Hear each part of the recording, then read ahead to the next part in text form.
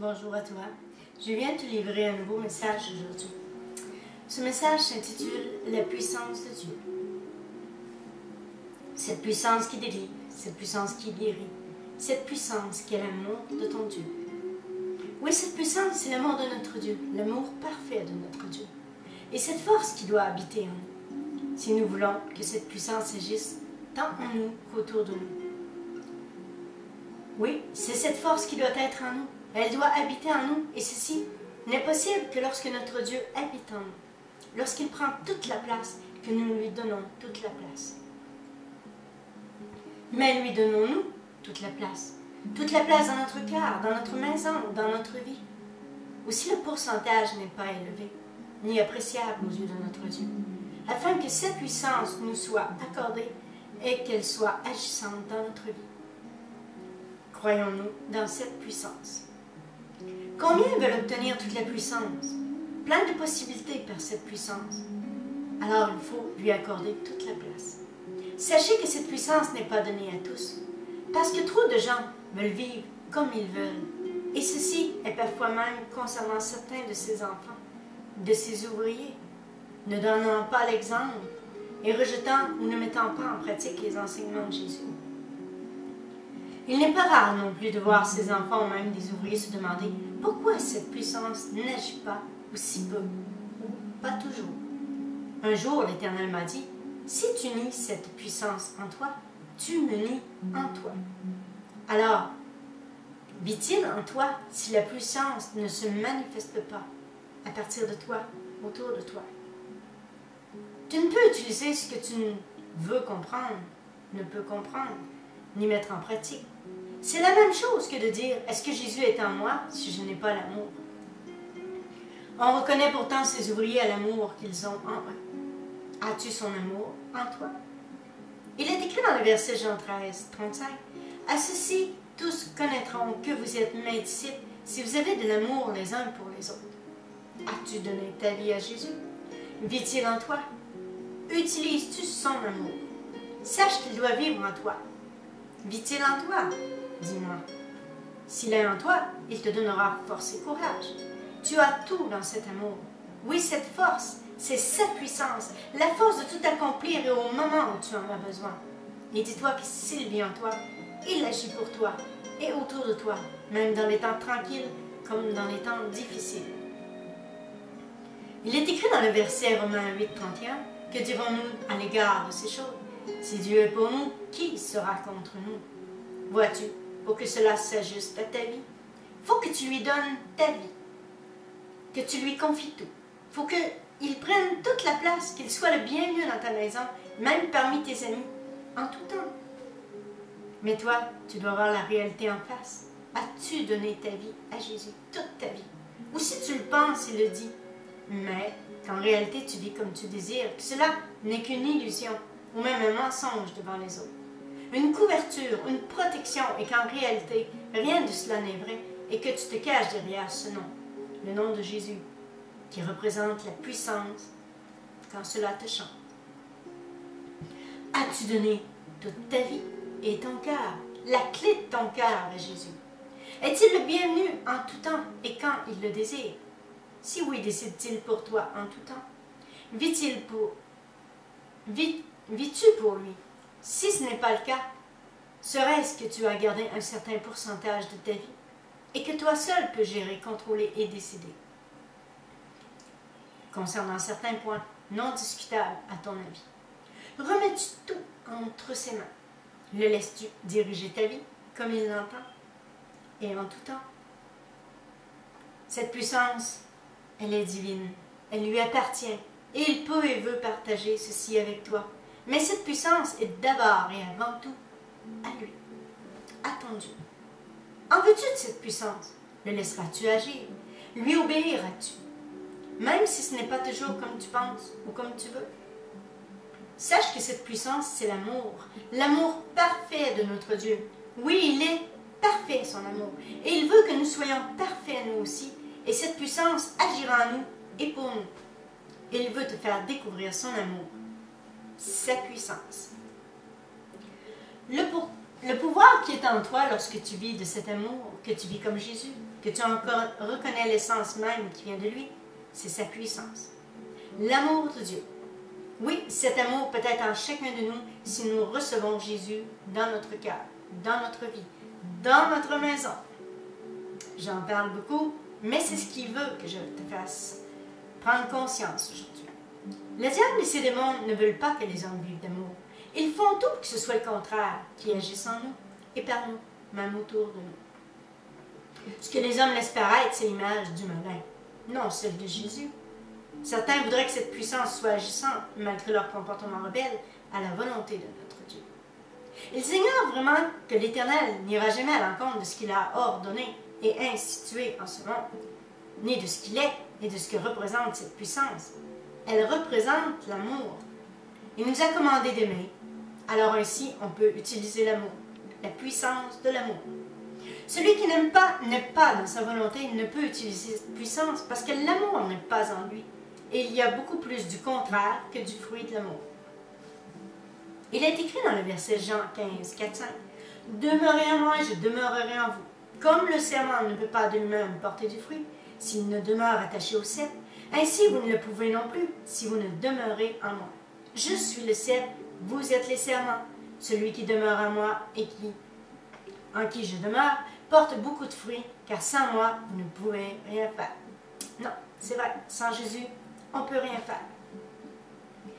Ensuite, ces enfants se demandent ce qui se passe et pourquoi ils n'ont pas de puissance. Même qu'ils ne savent pas, ne comprennent pas, pourquoi ils ne peuvent utiliser cette puissance. La réponse à leur question est simple. Ils n'ont pas d'amour pour la plupart, les uns pour les autres. Parfois, ils laissent voir pour bien paraître que oui, mais l'Éternel voit les cœurs. Il est écrit dans le verset Matthieu 23, 25 à 28. Conducteurs aveugles qui coulaient le moucheron et qui avalaient un chameau, malheur à vous, scribes et pharisiens hypocrites, parce que vous nettoyez le dehors de la coupe et du plat, et qu'au-dedans ils sont pleins de rapines et d'intempérance. Pharisiens aveugles, nettoie premièrement l'intérieur de la coupe et du plat, afin que l'extérieur aussi devienne net. Malheur à vous, scribes et pharisiens hypocrites, parce que vous ressemblez à des sépulcres blanchis, qui paraissent beaux au dehors et qui au-dedans sont pleins d'ossements de mort et de toute espèce d'impureté. Vous de même, au dehors, vous paraissez juste aux hommes, mais au-dedans, vous êtes pleins d'hypocrisie et d'iniquité. Pas évident de se faire dire ça par Jésus, n'est-ce pas? Ouf! Oui, certains se demandent pourquoi tout va mal et pourquoi ils n'ont aucune autorité. C'est écrit dans la Bible, tout ça, là. La vérité, le diable connaît les ouvriers de Dieu, mais pas eux. Il est écrit dans le verset Acte 19, 15. L'esprit mauvais leur répondit, « Je connais Jésus, je sais qui est Paul, mais vous, qui êtes-vous? » Fait réfléchir tout ça. Même que certains ont peur pour des riens ou pour tout. Et ce n'est pas à tous les gens qui font confiance faire prier pour eux. Moi, pour les rassurer, je leur dirai aussi ceci. Il est écrit dans le verset Romains 8, 31, « Que dirons-nous donc à l'égard de ces choses? Si Dieu est pour nous, qui sera contre nous? » Ces mêmes personnes doutent, ils doutent même que leur Dieu soit en eux, malheureusement. Et ainsi, il en diminue la puissance. Oui, ils minimisent parfois cette puissance par leurs doutes, leurs peurs, leurs inquiétudes, par leurs attitudes et leurs paroles. Ils diminuent par le fait même le pouvoir de Jésus pour en accentuer le pouvoir du diable. Personne ne peut diminuer le pouvoir du Seigneur. Non. Oui, ils donnent la gloire au malin plutôt que Jésus. Tout simplement parce qu'ils n'ont pas compris que Jésus est l'amour et que c'est ce qu'il a porté en ce monde. Ils ont utilisé la force du mal pour détruire un homme si merveilleux, pour le faire taire. Pour ceux qui désirent servir, ils doivent comprendre que si l'amour demeure en eux, cette puissance agit en eux et autour d'eux. Toi, as-tu compris ceci? Ce que je t'explique aujourd'hui, c'est important. Certains disent que oui, mais ils font le contraire devant certaines personnes. Sache que si l'amour et ses enseignements demeurent en toi, que Jésus demeure en toi. Il est écrit dans le verset 1 Jean 3, 24, « Celui qui garde ses commandements demeure en Dieu et Dieu en lui. » Et nous reconnaissons à ceci qu'il demeure en nous par l'Esprit qu'il nous a donné. Oui, alors toi, garde cet amour en toi et demeure en Jésus et tu seras béni puissamment. Je m'excuse, j'ai un petit peu la bouche sèche, c'est pas évident. Les hommes sont comme ça. Ils veulent tout avoir, mais ils ne peuvent avoir deux sources en eux. Ils ne peuvent utiliser deux forces. C'est une ou l'autre, l'amour, la haine, la vérité ou le mensonge, etc. Il est écrit dans le verset Jacques 3, 8, 11. Mais la langue, aucun homme ne peut la dompter. C'est un mal qu'on ne peut réprimer. Elle est pleine d'un venin mortel. Par elle, nous bénissons le Seigneur, notre Père, et par elle, nous maudissons les hommes faits à l'image de Dieu. De la même bouche sortent la bénédiction et la malédiction. Il ne faut pas, mes frères, qu'il en soit ainsi. La source fait-elle jaillir par la même ouverture l'eau douce et l'eau amère? Ceci, c'est pas de moi, c'est écrit dans la Bible. Le combat sur terre n'est pas facile, et ça prend la puissance de notre Dieu pour combattre cette autre force qui vient des forces du mal. Malheureusement, pour les enfants de Dieu, ce n'est pas toujours facile. Car un jour, ils sont enfants de Dieu, un autre jour, ils sont comme les enfants rebelles de ce monde, pour ne pas dire souvent même. Ils n'ont pas compris que Jésus demeurait le même en tout temps, et peu importe les événements de la vie, les gens qui étaient devant lui, ou le lieu où il se trouvait. Malheureusement, les gens se cachent derrière des masques, ou encore se transforment et ressemblent à des caméléons. Ils se fondent au décor, peu importe le lieu où ils sont, ils deviennent comme ceux qu'ils fréquentent pour ne pas être rejetés et critiqués. Ne demeurent pas les mêmes, ce qui fait leur malheur et le pourquoi les attaques font rage dans leur vie. Et oui, ne font pas la volonté de Dieu. Et ils voudraient que ce Dieu d'amour les accrédite, les bénisse, les protège. Ils ne pensent qu'à vivre comme les hommes de ce monde, dans la rébellion, l'hypocrisie et le mensonge. L'Éternel donne sa puissance aux enfants obéissants, à ceux qui font toute sa volonté, ceux qui marchent dans les pas de Jésus, ceux qui suivent le chemin de l'amour, ceux qui mettent en pratique ses enseignements. L'Éternel n'est pas Dieu. Il a les yeux fixés continuellement sur ceux qui l'appellent. Oui, il veille aussi et donne au temps marqué par son esprit les épreuves, les défis et les avertissements, comme les enseignements, pour que l'ouvrier devienne un ouvrier accompli. Seulement quand il est prêt, une puissance vient en haut, la puissance de Dieu sera sur lui et autour de lui. Oui, il l'accréditera lui-même, cet ouvrier. Pour cela, le Seigneur doit faire lui-même le ménage dans son cœur, dans sa vie. Oui, il l'enseigne pour le transformer, le corriger, pour mieux l'utiliser. Et il doit l'émonder pour qu'il porte du fruit. Ce n'est pas à l'ouvrier de décider que cette puissance soit là, ni pour faire ce qu'il veut de cette puissance, mais à l'Éternel de décider en tout temps, car il gère le ministère et la puissance. Cette puissance est à lui. Elle lui appartient. Si l'ouvrier devient comme le maître rappelle sans cesse à son ouvrier qu'il n'est pas au-dessus du maître. Il est écrit dans le verset Luc 6,40, le disciple n'est pas plus que le maître, mais tout disciple accompli sera comme son maître.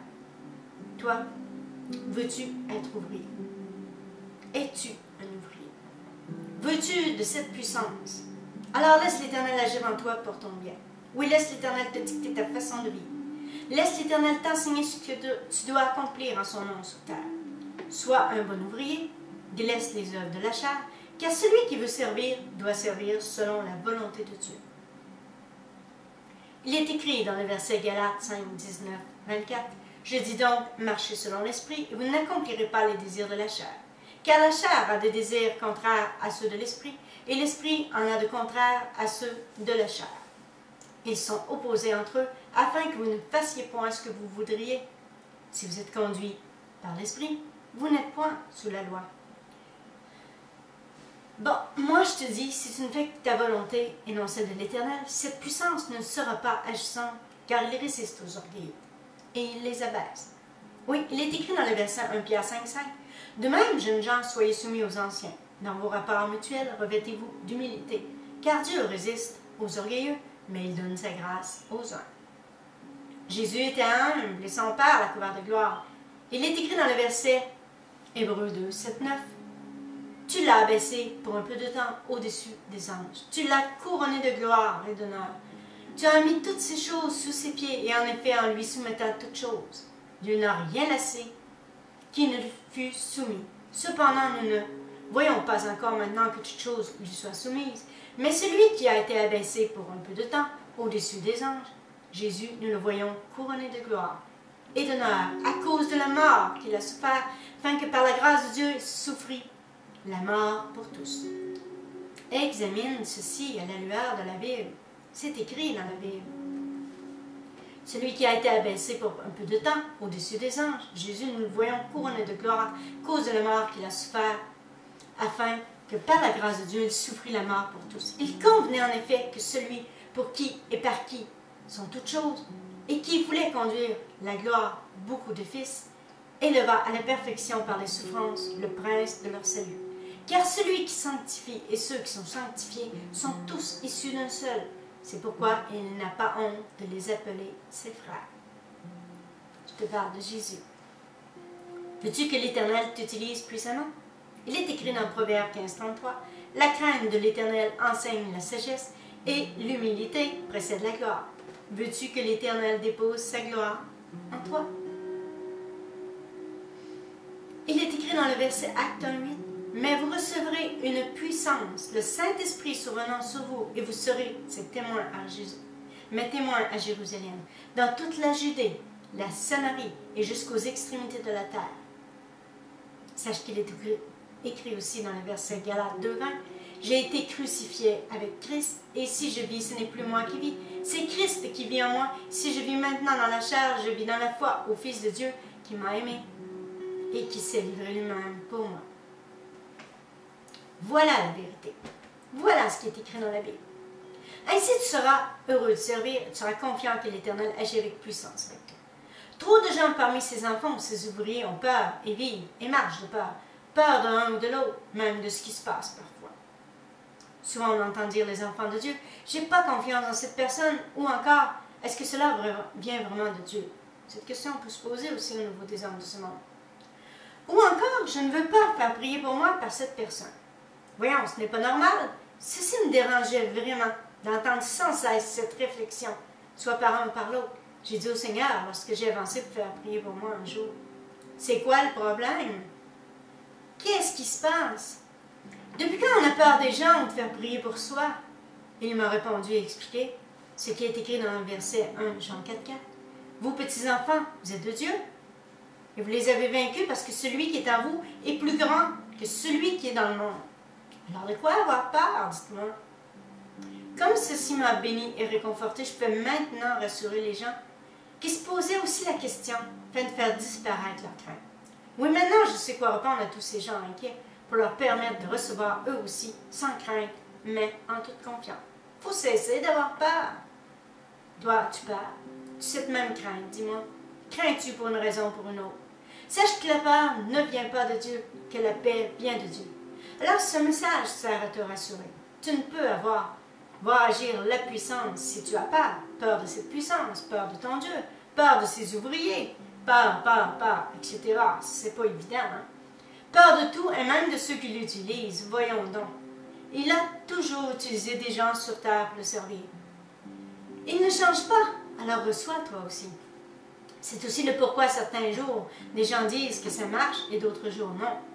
Qu'il soit ouvrier ou celui qui doit recevoir, certains jours, des gens sont déstabilisés par la peur, par le doute. Il dit que lorsque 2 ou 3 sont réunis en son nom, il est au milieu d'eux. Alors, il faut cesser de vivre de peur. Toi, dis-moi, qui agit en toi? La peur ou la paix? Jésus ou le malin? Ne t'en fais pas si tu donnes toute ta vie à Jésus. Il prendra tout de toi. Oui, il prendra toute la place. Si tu lui donnes que 5% de ton cœur, il prendra ceci, te donnera pour ce que tu lui demandes, pour ce que tu lui donnes. Mais que lui donnes-tu, dis-moi? Que reçois-tu? Il te laisse libre, mais Jésus veut tout de toi. Il ne veut pas de demi-mesure ni la médiocrité. Il veut 100% de toi, 100% de ton cœur, 100% de ta vie, etc. Alors écoute-moi, ce message est aussi pour toi. Tu veux servir Jésus sur terre, mais tu ne sais pas comment utiliser cette force qu'il dépose dans ton cœur. Tu es incapable de l'utiliser, que ce soit dans l'épreuve, le manque de courage, pas de volonté face à la maladie, devant les gens, que ce soit la gêne ou parce que le zèle n'y est pas. Je te dis, fais-lui confiance, car l'œuvre qu'il commence, il les finira. Il est écrit dans le verset 1 Pierre 5:10, « Le Dieu de toute grâce qui vous a appelé en Jésus-Christ à sa gloire éternelle, après que vous ayez souffert un peu de temps, vous perfectionnera lui-même, vous affermira, vous rendra inébranlable, oui, il vous fortifiera. À lui soit la puissance au siècle des siècles. Amen. » Donc, ne te détourne pas de son œuvre lorsqu'il commencera cette œuvre. Ne méprise pas non plus la correction de l'Éternel, Car il est écrit dans le verset Proverbe 3, 11, 12, « Mon fils, ne méprise pas la correction de l'Éternel, et ne t'effraie point de ses châtiments, car l'Éternel châtie celui qu'il aime, comme un père l'enfant qu'il chérit. » Oui, il te formera, tu seras à l'image de Jésus. Et ce que je te dis, c'est écrit dans la Bible. Il l'a fait aussi pour moi, pour tous ceux qui désirent servir. Retiens ce qui est écrit dans le verset Matthieu 22, 14. Il y a beaucoup d'appelés, mais peu d'élus. La raison est simple, peu de gens acceptent la vie et les conditions du service envers l'Éternel. Mais toi, veux-tu vraiment? Si oui, là le travail à faire en toi, tu pourras être utilisé toi aussi. Cette force qui sera en toi, cette puissance qui est la force de l'amour. Laisse-le t'enseigner sur l'amour, afin de savoir comment aimer. C'est avec cette puissance qu'il nous a libérés. Oui, la puissance de l'amour. Pardonne tout, supporte tout et guérit tout. Voici ce qui est écrit au sujet de l'amour. Il est écrit dans le verset 1 Corinthiens 13, 4, 7. La charité est patiente, elle est pleine de bonté. La charité n'est point envieuse. La charité ne se vante point, elle ne s'enfle point d'orgueil. Elle ne fait rien de malhonnête, elle ne cherche point son intérêt. Elle ne s'irrite point, elle ne soupçonne point le mal. Elle ne se réjouit point de l'injustice, mais elle se réjouit de la vérité. Elle excuse tout, elle croit tout, elle espère tout, elle supporte tout. Veux-tu ressembler à Jésus? Certains diront que tu es illuminé, même un peu fou. Mais dis-toi que cela apporte de belles récompenses, et bien des bénédictions, oui, des récompenses éternelles. Et tu gagnes beaucoup à marcher comme lui, à vivre comme son esprit te le demande et te l'ordonne par le fait même. Es-tu prêt à faire cela? À aimer, à pardonner, à lui ressembler? Si oui, tu pourras toi aussi utiliser cette puissance, l'amour de Jésus. Elle sera en toi, l'amour parfait de Christ sera en toi pour bénir les gens autour de toi. Il est écrit dans le verset Jean 15, 10, « Si vous gardez mes commandements, vous demeurez dans mon amour. De même, j'ai gardé les commandements de mon Père, je demeure dans son amour. Moi aussi, je me force de faire ainsi. Alors, je te dis, fais pareil. » Il n'y a aucune honte à ressembler à Jésus. Un homme qui a et qui est toujours merveilleux, glorieux. Et je te dis que ce que tu désires, tu l'obtiendras. Voici un secret pour recevoir. Il est écrit dans le verset Psaume 37, 4, 5. Fais de l'Éternel tes délices, et il te donnera ce que ton cœur désire. Recommande ton sort à l'Éternel, mets en lui ta confiance, et il agira. Je te dis aussi, laisse l'Éternel faire de toi un ouvrier accompli, qui partage l'amour de Dieu, qui se promène en ce monde avec sa puissance, pour guérir, délivrer, enseigner et aimer tous ceux qui l'entourent. Réfléchis à ce message si tu es intéressé de devenir un ouvrier de Dieu, si tu désires qu'il t'utilise puissamment. Et moi je te dis, passe une belle semaine et sois béni au nom de Jésus.